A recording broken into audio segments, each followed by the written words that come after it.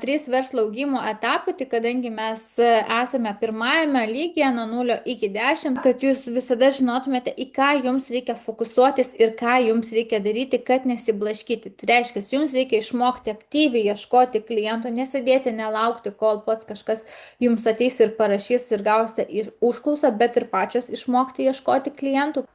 Tada išnaudoti organinį marketingą, nes nuo 0 iki 10 šitame etape mes reklamų nenaudojame. Mes su reklamome pradedame dirbti tada, kai mes periname į augimo etapą nuo 10 000. Nuo 0 iki 10 tikslas yra išnaudoti organinį marketingą, rašyti žinutes, sukurti aktyvią elektroninių laiškų sistemą, remti savo networkingų tinklų, rezervuoti 4 pardavimo skambučius per savaitę, jūsų pardavimo konversija turi būti 50%, parduoti didesnės vertės paslaugas mažesniam žmonių kiekiui ir pajamų paskirstimas 60% savo, kurios paskirstate 15-20 kaupimų investicijom, 5 procentai gyvenimo išlaidos ir 40% tai 3% valstybės mokesčiai ir 10% yra veiklos sąnaudos.